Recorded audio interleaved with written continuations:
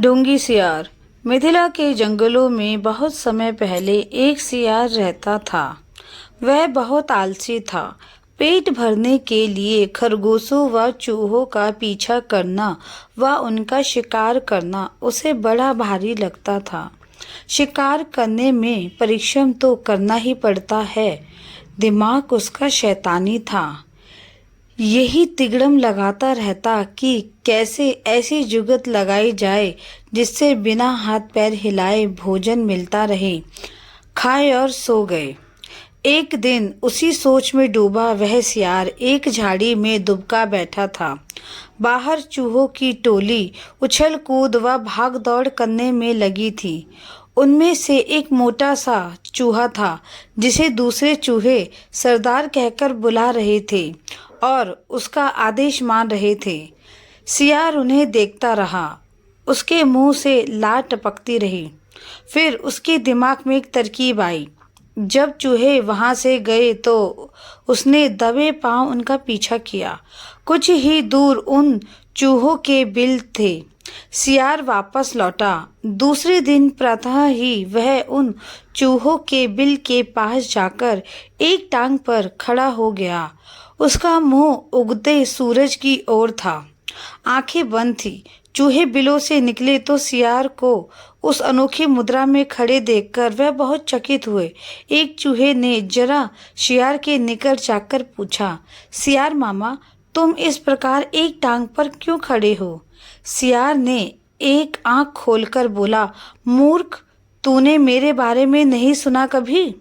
मैं चारों टांगे नीचे टिका दूंगा तो धरती मेरा बोझ नहीं संभाल पाएगी। यह डोल जाएगी। साथ ही तुम सब नष्ट हो जाओगे। तुम्हारे ही कल्याण के लिए मुझे एक टांग पर खड़े रहना पड़ता है। चूहों में खुसर फुसर हुई। वह सियार के निकट आकर खड़े हो गए। चूहों के सरदार ने कहा, हे महान सियार, हमें अपने बारे में कुछ बताइए। सियार ने ढोंग रचा। मैंने सैकड़ों वर्ष हिमालय पर्वत पर एक टांग पर खड़े होकर तपस्या की। मेरी तपस्या समाप्त होने पर सभी देवताओं ने मुझ पर फूलों की वर्षा की। भगवान ने प्रकट होकर कहा कि तेरे तप से मेरा भार इतना हो गया है कि मैं चारों पैर धरती पर रखूं तो धरती गिरती हुई ब्रह्मांड को फोड़कर दूसरी ओर निकल जाएगी। धरती मेरी कृपा पर ही टिकी रहेगी। तब से मैं एक टांग पर ही खड़ा हूँ। मैं नहीं चाहता कि मेरे कारण दूसरे जीवों को नष्ट हो। सारे चूहों का समूह महातपस्वी सियार के सामने हाथ जोड़कर खड़ा हो गया। एक चूहे ने पूछा, तपस्वी मामा, आपने अपना मुंह सूरज की ओर क्यों रखा है? सियार ने उत्तर दिया, सूर्य की पूजा के लिए। और आपका मुंह क्यों खुला है? दूसरे चूहे ने कहा, हवा खाने के लिए। मैं केवल हवा खाकर जिंदा रहता हूँ। मुझे खाना खाने की जरूरत नहीं पड़ती। मेरे तप का बल हवा को ही पेट में भांति भांति के पकवानों में बदल देता है। सियार बोला। उसकी इस बात को सुनकर चूहों पर जबरदस्त प्रभाव पड़ा। अब सियार की ओर से उनका सारा भय जाता रहा।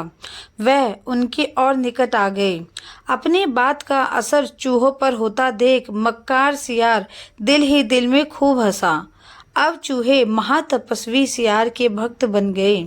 सियार एक टांग पर खड़ा रहता और चूहे उनके चारों ओर बैठकर ढोलक, मंजीरे, खड़ताल और चिमटे लेकर उसके भजन गाते। सियार सियाराम भजनम भजनम।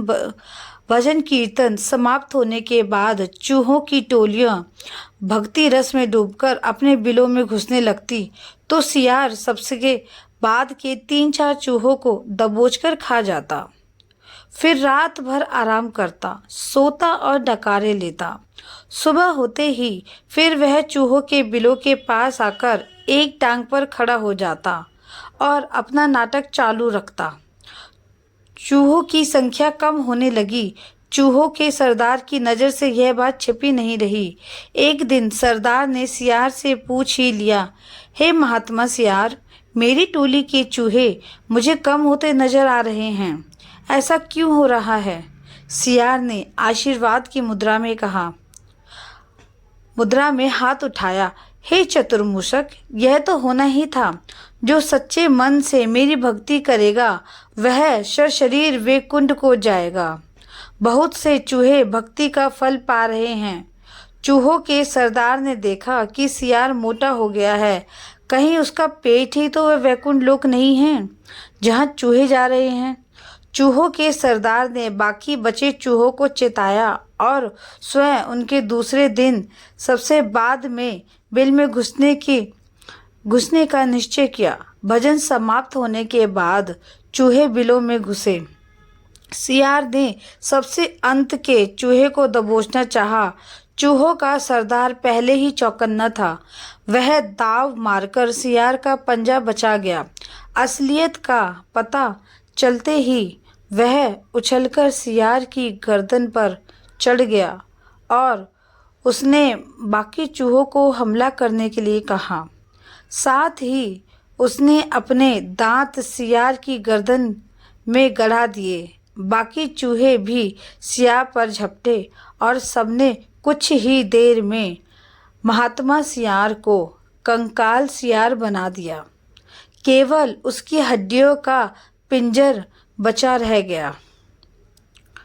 सीख: ढोंग कुछ ही दिन चलता है, फिर ढोंगी को अपनी करनी का फल मिलता ही है।